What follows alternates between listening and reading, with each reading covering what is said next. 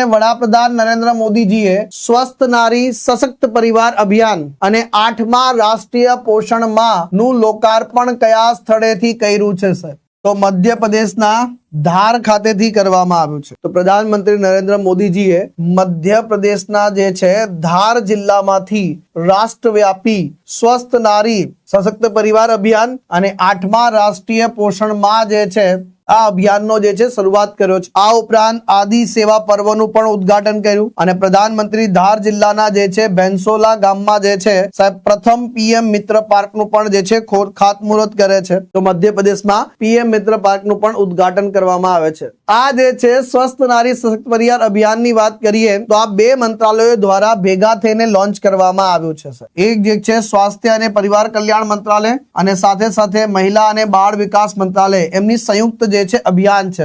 તો પહેલા તો કયા બે મંત્રાલયનું અભિયાન છે એ, પછી આનો મુખ્ય હેતુ શું છે? તો મહિલાઓ અને બાળકો માટે જે છે આરોગ્ય સંભાળને જે છે મજબૂત બનાવવું, ત્યાર પછી જે છે જાગૃતિ ફેલાવી, ગુણવત્તાસભર જે છે સંભાળ કરવી અને જન ભાગીદારી અભિયાનને જે છે મોડલને પ્રોત્સાહન આપવું સાહેબ। આ આના જે છે મુખ્ય હેતુઓ છે સાહેબ। ત્યાર પછી જે છે મુખ્ય વિશેષતાઓ શું છે? તો આમાં 1 લાખ પ્લસ આરોગ્ય શિબિરો એટલે કે હેલ્થ કેમ્પનું આયોજન કરવામાં આવશે, જે ખાસ કરીને આયુષ્માન આરોગ્ય મંદિર અને CHC કમ્યુનિટી હેલ્થ સેન્ટરમાં આનું આયોજન કરવામાં આવશે। અહીંયા જે છે મહિલાઓ આવશે અને મહિલાઓ માટે જે છે તપાસ અને સ્ક્રીનિંગની વ્યવસ્થા હશે, જેમ કે જે છે મહિલાઓમાં એનિમિયા છે, હાઈ બ્લડ પ્રેશર છે, ડાયાબિટીસ છે, કેન્સર છે, આ બધાનું જે છે સાહેબ અહીંયા જે છે પરીક્ષણ અને સ્ક્રીનિંગ જે છે એમને મળશે। એટલે મફતમાં જે છે એમનું કહેવાય કે ફૂલ બોડી ચેકઅપ પ્રકારની જે છે વ્યવસ્થા આની અંતર્ગત ઊભી કરવામાં આવી છે સાહેબ।